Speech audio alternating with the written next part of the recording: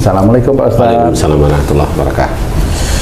Dan saya juga ditemani nih oleh saudara saya yang Assalamualaikum Pak Jung. Waalaikumsalam, harusnya aku dulu aja.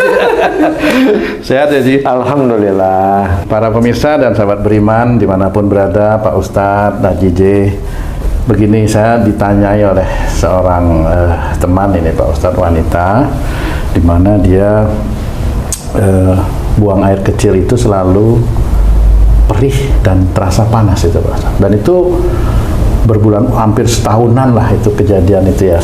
Setiap hari seperti itu. Kencingnya perih dan terasa panas. Itu sebenarnya karena apa sih itu Pak Ustadz?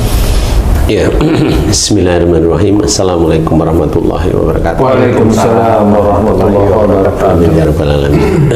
Jadi mohon maaf sebelumnya. Jadi kalau organ kewanitaan atau organ laki-laki, organ vital maksudnya ya, organ vital kewanitaan sama organ vital laki-laki itu kalau pada saat buang air kecil itu perih, panas, sampai kadang-kadang sampai saking sakitnya itu gigil ya. Itu ada beberapa hal yang dahulu sering dilakukan. Jadi organ vital wanita dan organ vital laki-laki itu insya Allah berhubungan dengan mulut. Oh, dengan leher. Cara ngomong Identik, ya, berhubungan atau identik dengan mulut orang itu sendiri. Jadi kalau mamanya di titik itu ada perih sama panas, dan kadang sampai getar saking perih panasnya, karena harus dikeluarkan. Tapi kalau dikeluarin ketakutan, dia pasti perih dan panas. Nah, itu identiknya itu insya Allah seperti ini. Jadi di titik itu seperti ada sumbatan, jadi maksud saya begini, yang paling gampang gini. Jadi saraf di daerah titik itu peka sekali. Saraf di daerah itu peka, di daerah organ vital itu peka sekali dengan gerakan. Sensitif lah istilahnya. Kalau itu ada perih, kemudian ada panas, nah orang tersebut, ini tergantung orangnya ya, orang tersebut biasanya gini, dia sebenarnya emosional, tapi disimpan, jadi marahnya tidak dikeluarkan.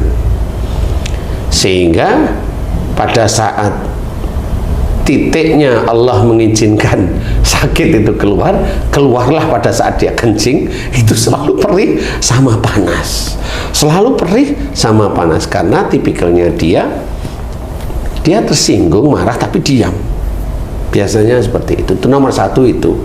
Kemudian yang kedua, ini kebalikannya, yaitu cerewet. Gitu, cerewet, tetapi ibadahnya cukup lumayan. Malah gitu ya, cerewet tapi ibadahnya cukup lumayan baik. Nah, itu biasanya kalau buang air kecil ya perih sama panas. Maaf Pak Ustadz, kalau buang air kecil itu kan air seni, itu kan air kotor ya istilahnya Pak Ustadz ya. Nah, kalau dia bicara, apa bicaranya kotor, itu identik itu Pak? Enggak juga ya, enggak bisa juga ya. Karena tadi kan hubungannya dengan mulut itu Pak Ustadz. Nanti dulu Yang mulut itu kan alatnya. Bukan kencingnya.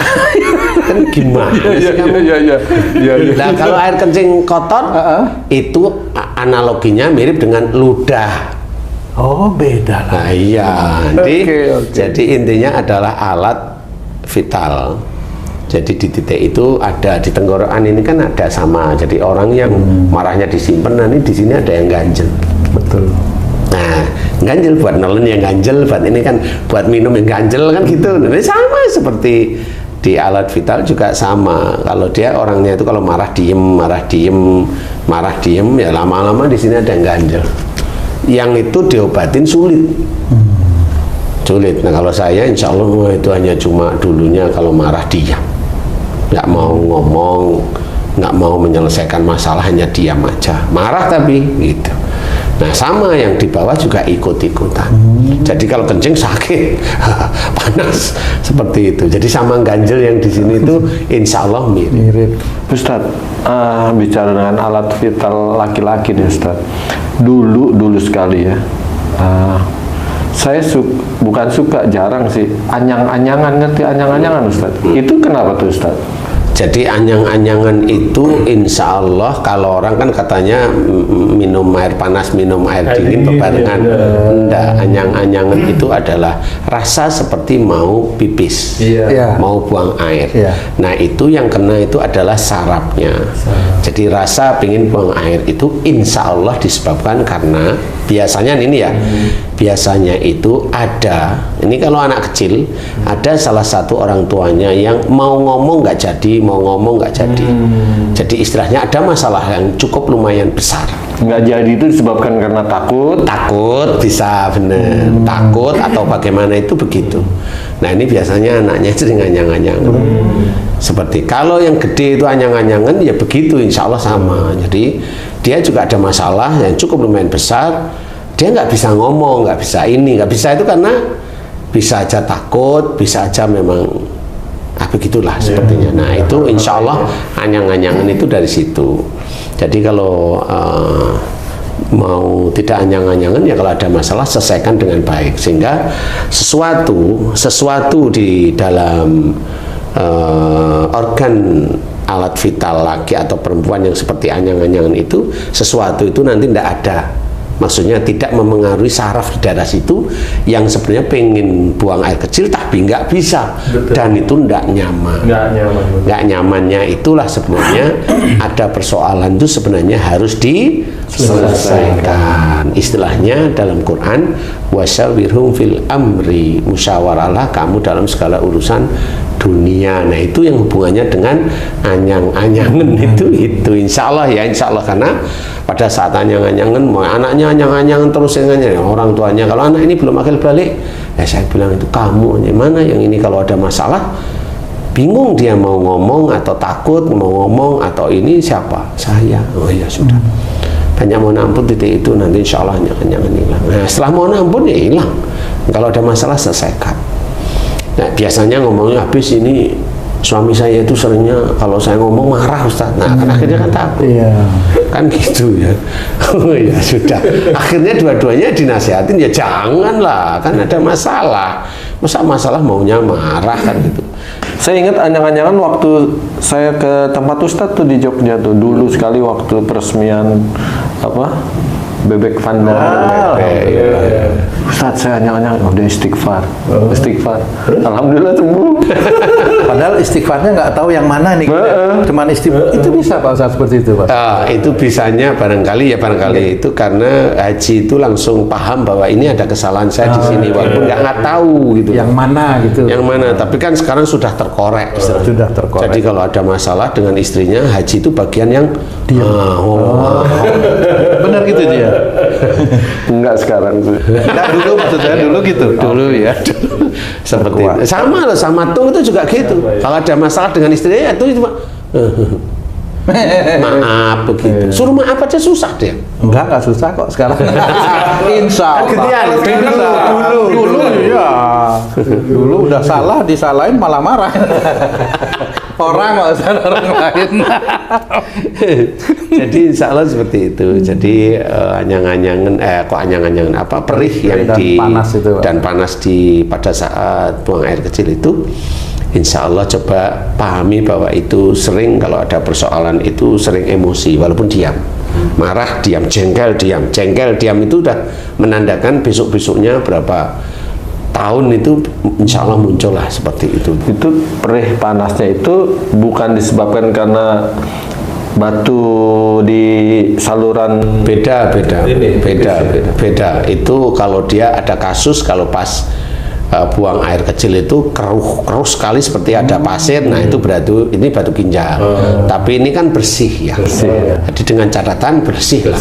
Insya Allah hanya itu aja. Jadi kalau ada sesuatu musyawarah yang baik seperti itu. Nah, insya Allah perih sama ini insya Allah hilang. Kemudian kalau udah tahu seperti ini, ya mohon ampunlah pada Allah Taala. Ya Allah jika saya buang air kecil perih panas, jika itu disebabkan karena dulu saya kalau ada masalah sebutkan entah itu dengan istri, entah itu dengan suami atau dengan orang tua, saya jengkel, saya emosi, tapi saya diam. Jika itu salah di hadapanmu, ya Allah, ampuni dosa-dosaku. Astagfirullahaladzim.